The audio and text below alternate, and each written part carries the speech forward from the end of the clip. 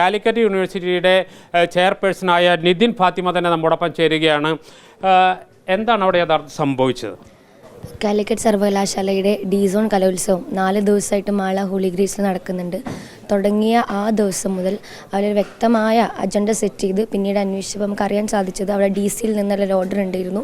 8 വർഷങ്ങൾക്കിപ്പുറം union നഷ്ടപ്പെട്ട് UDSF നടത്തുന്നതുകൊണ്ട് അത് നടത്തിക്കാതിരിക്കാൻ ഉള്ള എല്ലാ പണികളും അവർ ചെയ്യുന്നുണ്ടായിരുന്നു. ആദ്യ ദിവസം മുതൽ തന്നെ അവർ നിരന്തരമായി വളരെ ചെറിയ ഇഷ്യൂകളിൽ നമ്മുടെ മറ്റു കോളേജുകളിൽ നിന്ന് വന്ന സാധാരണക്കാരായ വോളണ്ടിയേഴ്സിൻ്റെ മെക്കിട്ട് കയറുക, അതുപോലെ സംഘാടക സമിതി ഓഫീസിലൊന്ന് ഒച്ചയും ബഹളം ഉണ്ടാക്കുക, അതുപോലെ ഗ്ലാസ്സുകളൊക്കെ നിരന്തരം തല്ലി പ്രശ്നം ഉണ്ടാക്കുക എന്നുള്ളതേക്ക് പിന്നെ ഇന്നലെ ഇങ്ങനെ ഒരു സംഘർഷത്തിലേക്ക് വലിയൊരു സംഘർഷത്തിലേക്ക് നയിച്ചത് നമ്മുടെ ജഡ്ജസിനെ അവിടെ ജഡ്ജ് ചെയ്യാൻ വന്ന ജഡ്ജസിനെ ചവിട്ടുക, കല്ലെടുത്തെറിയുക തുടങ്ങി കയ്യേറ്റം ചെയ്തപ്പോൾ അതുപോലെ അവിടെ സ്റ്റേജിലുണ്ടായിരുന്ന വനിതാ ലേഡീസായിട്ടുള്ള വോളണ്ടിയേഴ്സിനുൾപ്പെടെ അവർ നേരെ കയ്യേറ്റം ചെയ്തപ്പോൾ അത് പിടിച്ചു മാറ്റുന്ന ഇടയിലുണ്ടായ ഒരു സംഘർഷമാണ്.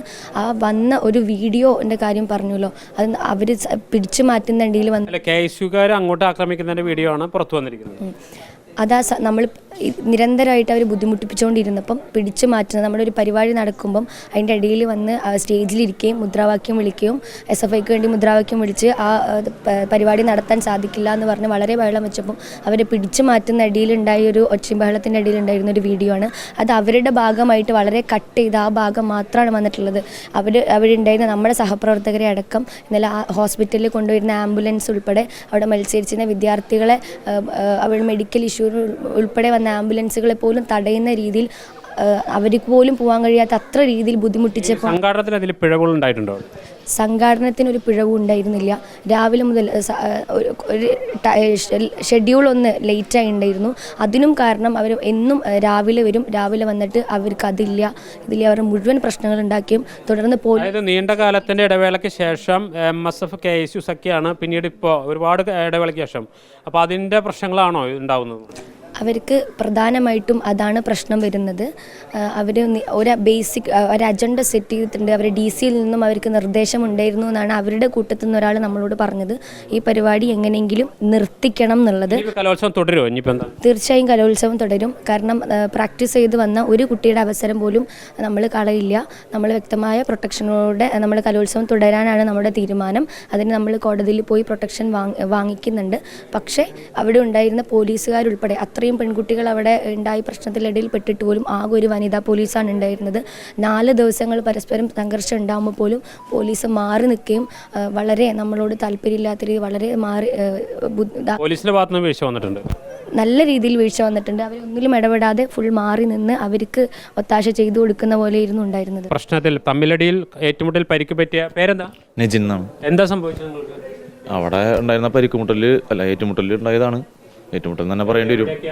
ഇവിടെയായിട്ടാണ് പരിക്ക് മെയിനായിട്ട് സ്റ്റിച്ച് വന്നത്. മുഖത്ത് സ്റ്റിച്ച്, ഇവിടെ തലയുടെ മേളിൽ, തലയിലും സ്റ്റിച്ച്, ഇവിടെ തലയിൽ തന്നെ മറ്റു പരിക്കുകളുണ്ട്. നിങ്ങൾ എവിടെ പഠിക്കുന്നത്?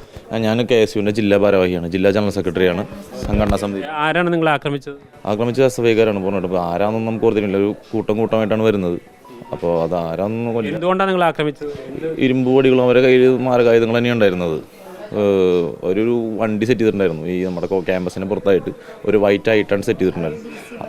അതിൽ നിന്ന് ഒരു 10 ആൾ എപ്പോഴും സർക്കിളും ഉണ്ടായിരുന്നു. അതിൽ നിന്നാണ് ഈ അവിടെ എന്തെങ്കിലും ഒരു പ്രശ്നം അങ്ങനെ എന്തെങ്കിലും തർക്കങ്ങൾ വരുമ്പോൾ ഇവർ അവിടെ നിന്ന് ഒരു ടീം ഓടി വരികയും കയ്യിലെ മാരകായുധങ്ങളായി വന്നിട്ടാണ് നമ്മൾ ആക്രമിക്കുന്നത്. നമുക്കെന്ന് പറഞ്ഞാൽ ജഡ്ജസിനെ പ്രൊട്ടക്ട് ചെയ്തേ പറ്റൂ.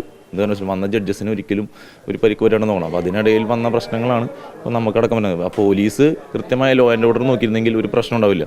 പോലീസ് SFIക്കാർക്ക് അവിടെ താളം തൊള്ളാനായിട്ട് കൃത്യമായ ഒത്താശ ചെയ്ത് കൊടുക്കണം അവിടെ ചെയ്തുകൊണ്ടിരുന്നത്. കഴിഞ്ഞ 4 ദിവസത്തെ local committee, area committee, DYFI, CPM, SFIയുടെ ഭാരവാഹികളെല്ലാവരും അവിടെ ഉണ്ടായിരുന്നു.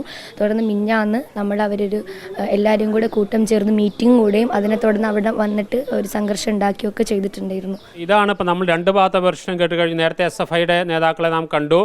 ആംബുലൻസുമായി ബന്ധപ്പെട്ട വിഷയത്തിൽ അവർക്ക് പങ്കില്ല എന്നവർ പറഞ്ഞു കഴിഞ്ഞു. അക്രമം ഉണ്ടാക്കിയത് KSU പ്രവർത്തകരാണെന്നതാണ് പ്രധാനമായി ഉന്നയിക്കുന്ന ആരോപണം. ഇപ്പോൾ KSUവിൻ്റെ അതായത് കാലിക്കറ്റ് യൂണിവേഴ്സിറ്റിയുടെ യൂണിയൻ്റെ ഒഫീഷ്യലായിട്ട് വെർഷനാണ് നാം കേട്ടത്. ഏതായാലും ഉചിതമല്ലാത്ത ഒരിക്കലും അംഗീകരിക്കാൻ കഴിയാത്ത അക്രമങ്ങൾ അവിടെ നടന്നിട്ടുണ്ട്. അതിന് തുടർച്ച എന്നാണ് ആംബുലൻസ് ഉൾപ്പെടെയുള്ള ആക്രമിക്കപ്പെടുന്ന ഒരു സംഗതി അവിടെ നടന്നിട്ടുണ്ട്. ഇനി യൂണിവേഴ്സിറ്റി കലോത്സവം തൽക്കാലം നിർത്തിവെച്ചിരിക്കുകയാണ് ഡിസോൺ. ഇനി അത് തുടരും എന്നാണ് ഇപ്പോൾ വൈസ് ചെയർപേഴ്സൺ തന്നെ പറഞ്ഞിരിക്കുന്നത്. പോലീസ് തുടർ നടപടികളിലേക്ക് കടന്നിട്ടുണ്ട്. ഇനിയെങ്കിലും ശാന്തമായൊരു കലോത്സവം പൂർത്തിയാക്കാൻ വേണ്ട നടപടികളിലേക്ക് പോലീസിൻ്റെ ഭാഗത്തു നിന്നുള്ള സഹായം വേണ്ടിവരുമെന്ന് തന്നെയാണ് ഇവർ പറയുന്നത്. പോലീസിൻ്റെ ഭാഗത്തുനിന്ന് വലിയ വീഴ്ചയുണ്ടായിട്ടുണ്ടെന്ന ആരോപണവും യൂണിവേഴ്സിറ്റി യൂണിയൻ്റെ ചെയർപേഴ്സൺ തന്നെ ആരോപണം ഉന്നയിക്കുന്നുണ്ട്.